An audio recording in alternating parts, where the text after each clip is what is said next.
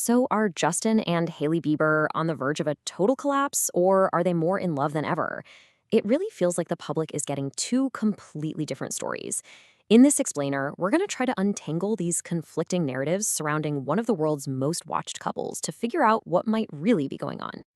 It all kind of kicks off with this really dramatic warning from an insider. This one quote pretty much sets the stage for this powerful story that's been gaining a lot of traction, that the Bieber marriage is in a pretty serious crisis. But what's the supposed catalyst for all this? Well, the answer, according to these reports, is a second child. The main claim here is that Hailey is really eager to have another baby, and not just to grow their family, but maybe as a band-aid to fix what some sources are calling a shaky marriage. And this lays out the core conflict perfectly. On one hand, you've got Hailey, who reportedly feels a lot more prepared for a second baby this time around. But on the other hand, you've got Justin's inner circle, and they are apparently deeply concerned that he is just not mentally ready for the pressure that comes with another baby. So why is this team so worried? Well, you have to remember Justin's own public struggles.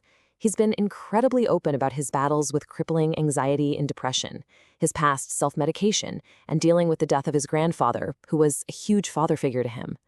You add in that lingering childhood trauma, and you can start to understand why one source described him as being fragile as a vase. And look, this isn't all just behind-the-scenes whispers. We've all seen some of these moments of tension firsthand, right? From run-ins with paparazzi to those infamous clips of Justin slamming a car door on Hailey. Those moments have definitely fueled this idea that their relationship is under a lot of strain. But just when that story seems totally set in stone, the narrative takes a massive turn. Their recent trip to Tokyo paints a picture that is a complete 180 from everything we've just been talking about.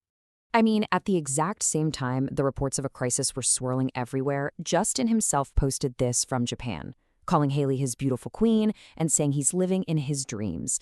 I mean, that's a pretty powerful and direct contradiction to the image of a man who's about to go over the edge. And people who saw them in Tokyo described a completely different Justin. He seemed peaceful, normal, and genuinely happy. He was seen calling Hailey so pretty, he was happily taking photos with fans, and there were no public fights or issues. He even seemed incredibly proud and supportive of Hailey's design collaboration with his own brand. This was Justin the lover boy, not the fragile star. So you've got these two clashing realities, and a huge part of this whole paradox plays out in the wild world of social media, where both Justin and Hailey are super active, and, in many ways, they get to curate their own narratives. Okay, take this recent example. An AI-generated male version of Hailey went totally viral, and the internet's reaction was, well, it was intense. And how did Hailey respond to this kind of bizarre internet moment? She didn't stay quiet. She dropped a single, playful, and honestly pretty suggestive one-word comment, raw. And that one word was all it took to send the internet into a total frenzy. And this is just a little taste of the reaction. You had fans saying things like, "Why am I blushing?" and some even claiming this AI creation was more handsome than Justin himself. Hailey just leaned right into the joke, later posting, "Really wish I had a brother for you guys." It's kind of a masterclass in how to handle a weird online moment. Now, Justin uses his platform in a different, but you could argue an equally powerful way. He recently went on social media to complain about something a lot of us can probably relate to: the design of Apple's iPhone send button.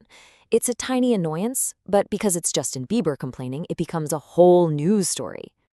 And these little moments have a way of just blowing up. Soon enough, you've got Elon Musk, one of the richest people on the planet, jumping into the comments with fire emojis to agree with him. It just goes to show you the incredible amplification that follows their every single move. So, okay, we have the crisis reports, we have the idyllic Tokyo trip, and then we have the social media circus. How are we supposed to make sense of all these contradictions? Let's try to pull it all together into a picture that makes a little more sense. And here you can see the paradox laid out just side by side. On the left, you have a relationship in trouble, a fragile husband and a history of public tension. On the right, a loving, peaceful romance. Both of these narratives are built on public evidence, yet they paint completely opposite pictures. So the most likely truth here isn't one or the other, but a really complex mix of both. What we're probably seeing is a real relationship with real struggles, navigating the insane pressures of fame, dealing with some deep personal trauma, all while living a life that requires a constant level of public performance. And this brings us to the fundamental question at the heart of the Bieber paradox, which is really a question about modern fame itself. For a couple whose entire life is a global spectacle, constantly being documented and curated, where does the performance for the cameras end, and where does their private reality actually begin?